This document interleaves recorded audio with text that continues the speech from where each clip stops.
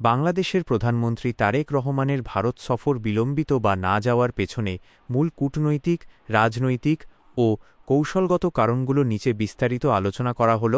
১.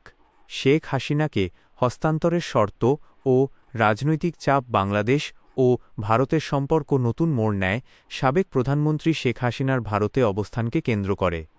বাংলাদেশ সরকার ও পররাষ্ট্র মন্ত্রণালয় থেকে পরিষ্কার জানানো হয়েছে যে ভারতের সাথে প্রধানমন্ত্রীর দ্বিপাক্ষিক বৈঠকের আগে একটি অনুকূল পরিবেশ, প্রপিশিয়াস এনভায়রনমেন্ট তৈরি হওয়া প্রয়োজন।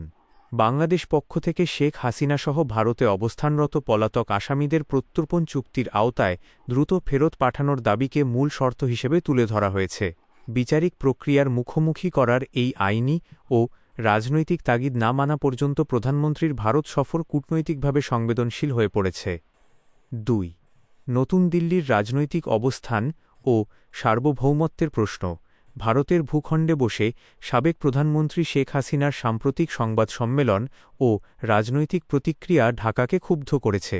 ঢাকার বক্তব্য অনুযায়ী বাংলাদেশের নতুন সরকারের বিরুদ্ধে ভারতের মাটি ব্যবহার করে বিবৃতি দেয়া দেশের সার্বভৌমত্ব ও অভ্যন্তরীণ রাজনীতির ওপর আঘাতস্বরূপ।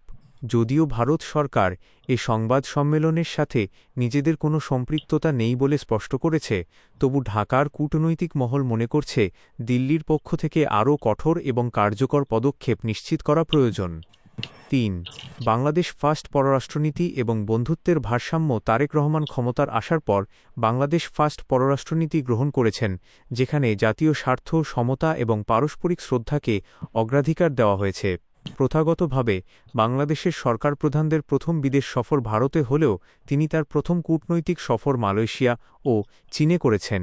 এর মাধ্যমে এটি স্পষ্ট বার্তা দেয়া হয়েছে যে ঢাকা একক কোনো দেশের ওপর আঞ্চলিকভাবে নির্ভরশীল না থেকে চীন, দক্ষিণ পূর্ব এশিয়া ও বৈশ্বিক জোটগুলোর সাথে সম্পর্কের ভারসাম্য রক্ষা করতে চায়। ৪.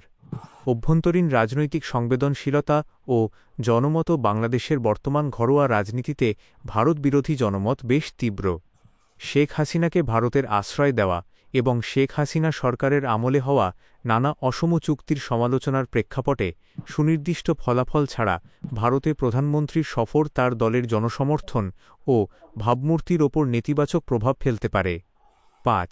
আঞ্চলিক ইস্যু ও অন্যান্য অমীমাংসিত বিষয়। সীমান্তের নিরাপত্তা, শহীদ শরীফ ওসমান হাদি হত্যাকাণ্ডে অভিযুক্তদের ফেরত আনা এবং তিস্তাসহ অন্যান্য অভিন্ন নদীর পানিবণ্টন চুক্তি নিয়ে দৃশ্যমান অগ্রগতি না হওয়াও সফর পেছানোর অন্যতম কারণ। এসব দ্বিপাক্ষিক ইস্যুতে ঠোস অগ্রগতির নিশ্চয়তা না পেলে উচ্চ পর্যায়ের দ্বিপাক্ষিক সফরগুলো ফলপ্রসূ হয় না। পরিশেষে বলা যায়, কেবল ভারতের আমন্ত্রণের অভাব নয়, বরং শেখ হাসিনারও প্রত্যর্পণ ইস্যু, জাতীয় সার্বভৌমত্ব রক্ষা এবং বাংলাদেশ ফার্স্ট পররাষ্ট্রনীতির বাস্তব প্রতিফলনের কারণেই প্রধানমন্ত্রী তারেক রহমানের ভারত সফর বর্তমানে স্থগিত ও অনিশ্চয়তার মুখে রয়েছে।